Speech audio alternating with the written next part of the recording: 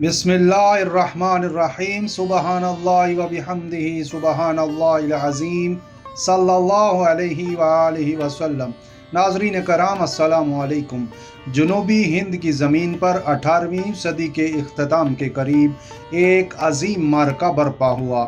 یہ وہ وقت تھا جب ایسٹ انڈیا کمپنی پورے بر صغیر کو اپنے قبضے میں لینے کے لیے سرگرم تھی، لیکن اس خطے میں ایک شیر تھا جو اپنے ایمان، غیرت اور حوصلے کے ساتھ سامراج کے مقابلے پر کھڑا تھا۔ اس شیر کا نام سلطان ٹیپو تھا۔ 20 نومبر 1750 کو پیدا ہونے والے سلطان ٹیپو اپنے والد حیدر علی کے بیٹے تھے، جو ایک عام سپاہی سے اٹھ کر سلطان میسور کے بادشاہ بنے۔ ٹیپو نے بچپن سے ہی جنگی تربیت حاصل کی، علم و حکمت کے بھی شہدائی تھے۔ انہوں نے اپنی سلطنت کو مضبوط بنانے کے لیے جدید اسلحہ متعارف کرایا، یورپ کی فوجی تکنیکیں سیکھیں اور سب سے بڑھ کر اپنے وطن کو انگریزوں کی غلامی سے بچانے کے لیے ہر ممکن کوشش کی۔ ٹیپو مذہبی رواداری کے قائل تھے۔ ان کے دور میں ہندو، مسلمان، عیسائی سب کو برابری کے حقوق حاصل تھے۔ آج بھی انہیں شیر میسور کہا جاتا ہے۔ ٹیپو سلطان کے دربار میں ایک طاقتور وزیر تھا، میر صادق علی خان۔ وہ ایک معزز خاندان سے تعلق رکھتا تھا اور ابتدا سے ہی سلطنت کے مالی اور انتظامی امور میں شریک تھا۔ تاریخ کہتی ہے کہ اس کے دل میں ٹیپو کے خاندان کے خلاف تکبر اور حسد موجود تھا۔ دوسری طرف برطانویوں نے اس کے دل میں لالچ کے بیج بو دیے۔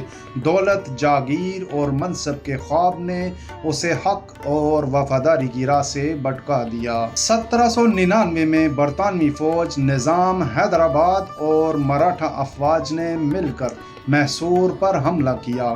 ٹیپو سلطان اپنی جان کی بازی لگا کر وطن کا دفاع کرنے کے لیے سری رنگا پٹنم کے قلعے میں مورچہ زن ہو گئے۔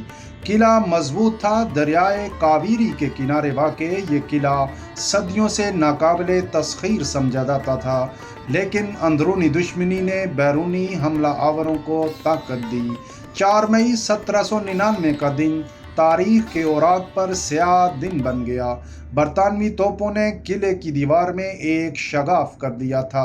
یہ وہ مقام تھا جہاں دشمن داخل ہو سکتا تھا، اس لیے ٹیپو سلطان نے اپنے بہترین سپاہیوں کو وہاں تعینات کیا تھا۔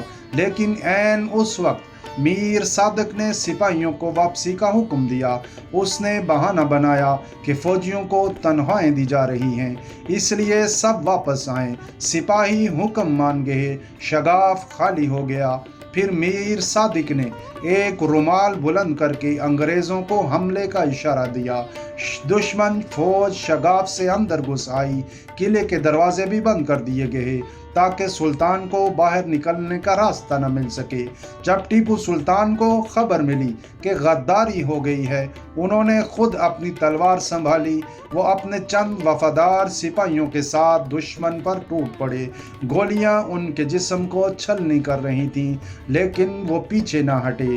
روایت ہے کہ ایک برطانوی فوجی نے ان سے کہا، ہتھیار ڈال دو، جان بخشی ہو سکتی ہے۔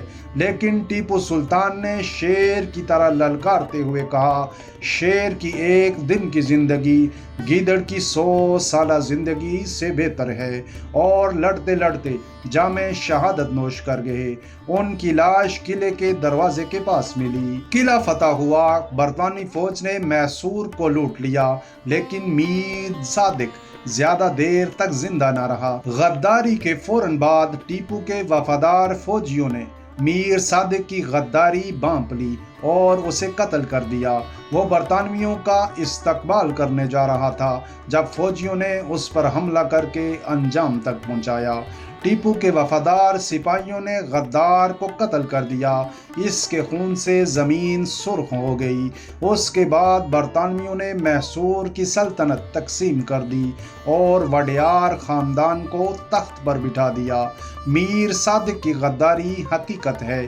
بر صغیر کی تاریخ میں میر صادق اور میر جعفر جیسے کردار ہمیشہ غداری کی علامت بنے رہیں گے۔ اسی غداری کی وجہ سے علامہ اقبال نے میر جعفر اور میر صادق کو ننگے دین ننگے وطن کہا۔ ناظرین کرام، ٹیپو سلطان کی شہادت ہمیں یہ سبق دیتی ہے کہ ایمان، غیرت اور حب الوطنی کی راہ میں جان دینا آسان ہے، لیکن غلامی قبول کرنا ایک مومن کے شایان شان نہیں۔ اللہ کریم آپ سب کو برکت اور عافیت عطا فرمائے، آمین یا رب العالمین۔ جزاک اللہ خیر۔